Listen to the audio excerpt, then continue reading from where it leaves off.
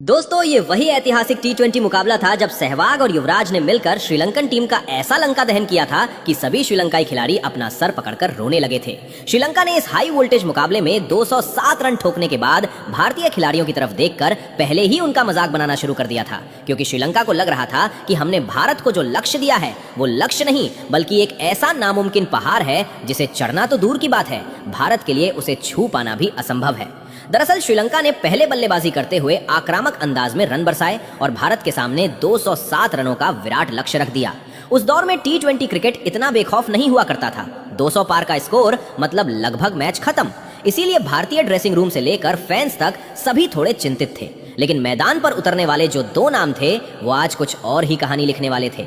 भारत की तरफ से ओपनिंग करने आते हैं विस्फोटक बल्लेबाज वीरेंद्र सहवाग और शांत स्वभाव के गौतम गंभीर। फिर जैसे ही पहली गेंद सहवाग के बल्ले से टकराई तो एक करारा चौका सीधा बाउंड्री के पार चली गई, जिससे ये साफ हो गया कि आज मुकाबला बराबरी का नहीं बल्कि दबदबे का होगा।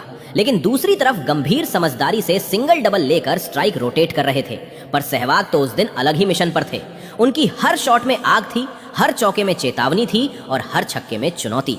श्रीलंकन गेंदबाजों की लाइन लेंथ तहस नहस हो चुकी थी, इसीलिए पावर प्ले खत्म होते होते भारत का स्कोर 60 के पार जा चुका था और स्टेडियम इंडिया इंडिया के नारों से गूंज रहा था।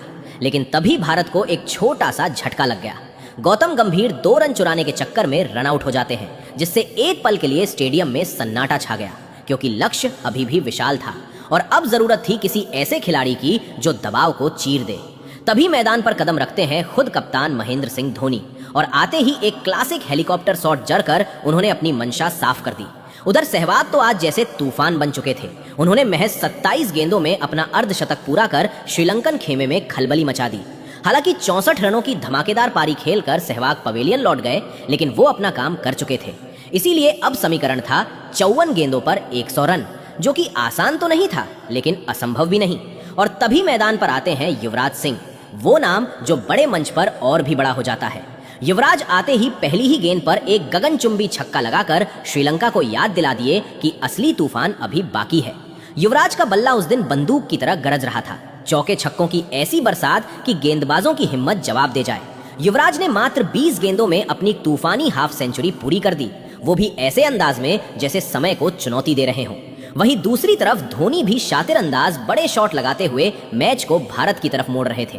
इसीलिए अब हालात ये थे कि आखिरी ओवर में भारत को जीत के लिए सिर्फ 2 रन चाहिए थे और ऐसे में युवराज सिंह ने 6 लगाकर मैच को भारत की झोली में डाल दिए। क्या आपने ये मैच देखा था? वीडियो को लाइक करते हुए हमें कमेंट बॉक्स में जरूर बताएं। धन्यवाद। जय